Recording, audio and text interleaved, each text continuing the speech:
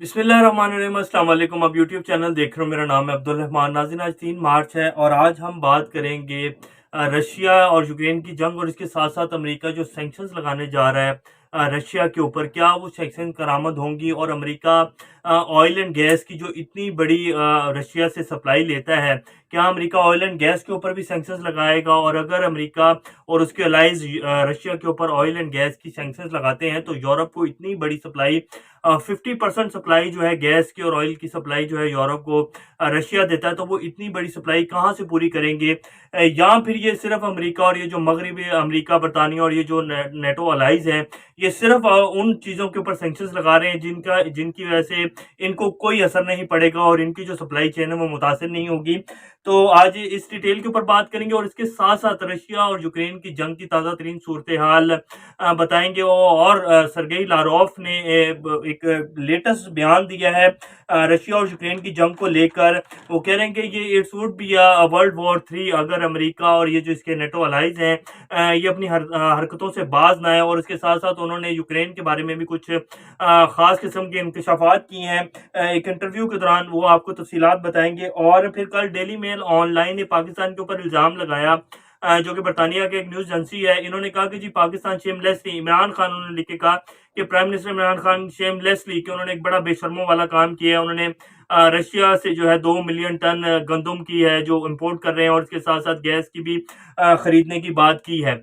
और आज आपको बताएंगे कि डेली मेल ऑनलाइन को अमेरिका और उसके अलाइज नजर नहीं आते कि वो रशिया से क्या क्या अभी भी ले रहे हैं, हालांकि सैंक्शंस भी लगा रहे हैं और कह रहे हैं कि जी हम यूक्रेन के साथ खड़े हैं। लेकिन आज आपको बताएंगे कि डेली मेल और ये जितना मगरबी मीडिया है ये किस तरह एशिया के खिलाफ काम करता रहा है पिछले 20-30 साल से। आज ये इनकी एक लेटेस्ट खबर है जो आपको बताते हैं।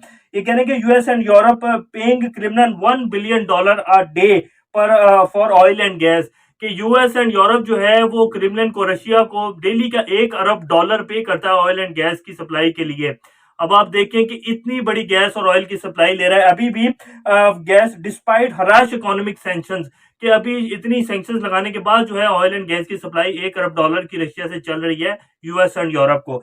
तो डेली मेल ऑनलाइन को थोड़ी सी शर्म कर लेनी चाहिए थी कल जब वो पाकिस्तान के बारे में खबर लगा रहे थे कि 2 मिलियन टन जो है गंदम ले रहा है इमरान खान, तो इसको शर्म आनी चाहिए। और वेस्ट का बहुत ज्यादा प्रेशर था इमरान खान के ऊपर। आज जब ताजिक सदर जो है, उज्बिक सदर पाकिस्तान पहुंचे तो इमरान खान ने जिस तरह उनको वार्म वेलकम किया है, तो ये भी एक बड़ा कड़ा जवाब था इमरान खान का वेस्ट को, खासतौर पर अमेरिका को, कि तुम जो भी कर लो, हमने जो अपने मुल्क के मुफादात है हमने वो सामने रखने और अपने अपने अपने मुताबिक चलना है। ये पहली वाली हुकूमतें नहीं थी नवाज शरीफ और जरदारी साहब वाली, कि बाहर से कॉल आती थी तो हम लोग फैसला करते कि हमने किस मुल्क के साथ ताल्लुकात रखने, खासतौर पर अमेरिका के।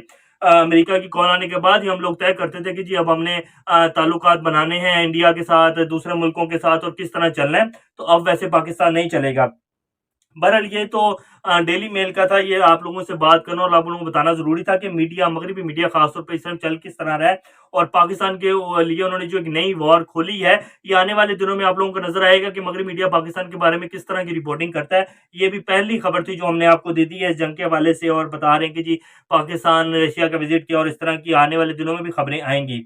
अब हम आपको बता देते हैं कि अमेरिका कितना परसेंट ऑयल जो है डेली की बुनियाद पर पेट्रोकेमिकल प्रोडक्ट्स और कितना ऑयल जो है डेली की बुनियाद पर लेता है, और अमेरिका में इससे इन्फ्लेशन कितना है। अगर अमेरिका ऑयल एंड गैस के ऊपर सैंक्शंस लगाता है रशिया के ऊपर, तो अमेरिकी इकोनॉमी को कितना हिट करेगा। तो अभी तक, और इसके साथ साथ अमेरिका ने अभी तक क्यों नहीं लगाई, इसकी वजह आपको बता देते हैं। ये अल जज़ीरा की खबर है जिसमें कह रहे हैं कि how much oil does the US get from Russia. Russia exports account for 8% of the global oil supply, के रशियन जो एक्सपोर्ट्स हैं वो 8% है ग्लोबल ऑयल सप्लाई की, यानी कि 8% जो है पूरी दुनिया को सप्लाई का हिस्सा देता है रशिया।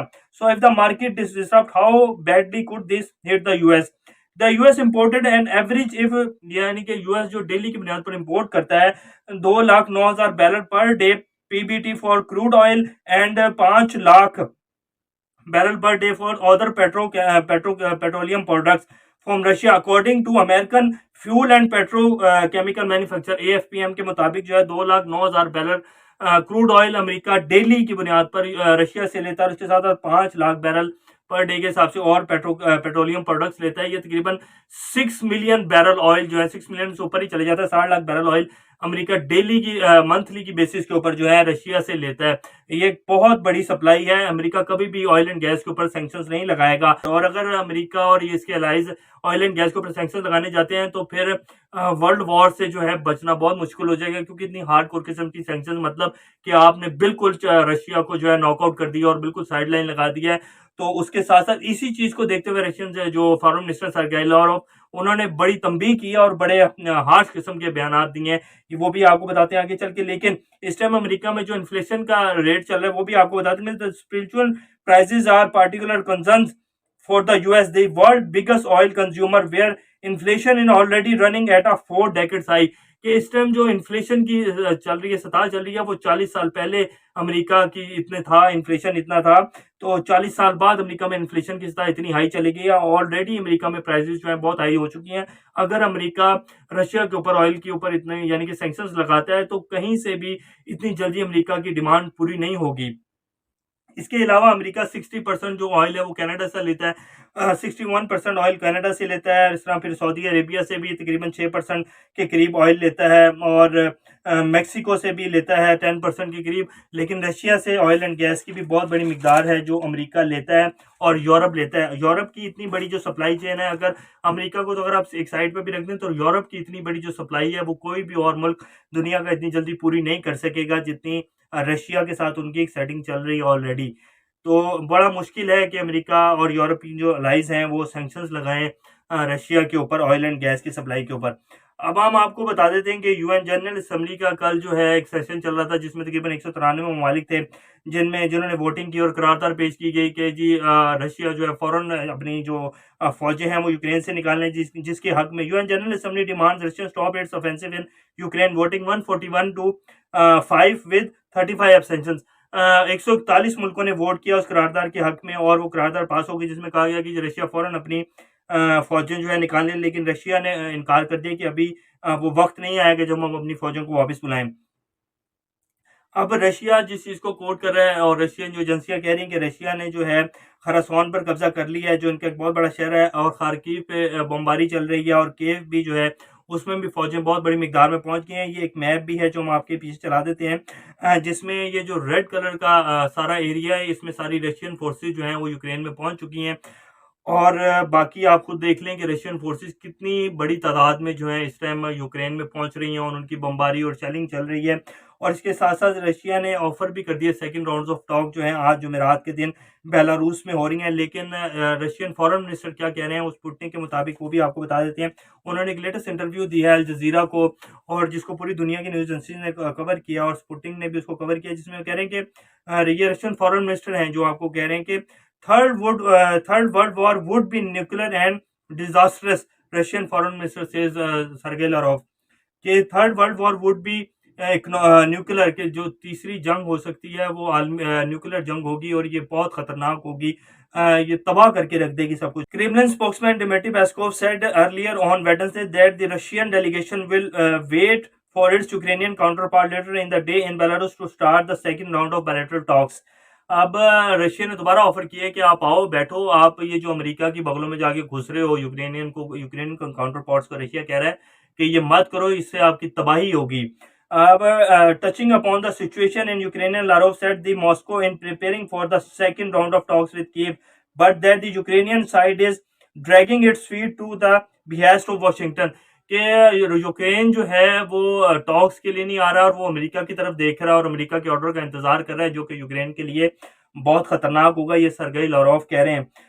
इसके साथ साथ ये भी कहा कि अमेरिका और जो बाइडन साहब जो हैं और यूरोपियन अलाइज जिस तरह की सैंक्शन हम पे लगा रहे हैं, अगर ये अपनी सरगर्मी से बाज ना आए और बिल्कुल सही तरह से हमारे साथ ना चले, तो वर्ल्ड वॉर 3 जो है वो शुरू हो जाएगी। और ये मैंने आपको पहले भी बताया था कि अमेरिका और यूरोपियन अलाइज के पास सिर्फ एक ही वो है कि वो सैंक्शंस लगाते जाएंगे रशिया के ऊपर, और उसको बिल्कुल जो है साइड लाइन करते जाएंगे। और उसके ऊपर आज फॉरेन मिनिस्टर जो है उनका आ गया रद्द-ए-अमल, उन्होंने क्या कि अगर ये लोग बाज ना आए, और जिस तरह ये हमें आलमी बैंकिंग के निज़ाम से अलग करने के प्लान बना रहे हैं, और हम हमारे ऊपर, और फिर हमारी जो फ्लाइट्स हैं उनके लिए फ़ज़ाई हदूद बंद कर रहे हैं यूरोप की और अमेरिका और बरतानिया की, तो ये बिल्कुल गलत कर रहे हैं। अगर ये इस तरह करते हैं और ये फाइनली अप्लाई कर देते हैं ये सैंक्शंस, तो फिर वर्ल्ड वॉर 3 का खतरा जो है वो खड़ा है सर के ऊपर और न्यूक्लियर वॉर होगी और ये दुनिया को तबाह करके रख देगी। ये सर्गेई लारोव का आज का आप कह लें कि बयान है और अब देखते हैं कि आगे इसके ऊपर क्या आगे क्या बनता है। लेकिन अभी फ़िलहाल रशियन जो फ़ौजें हैं वो बिल्कुल भी पीछे हटने को तैयार नहीं हैं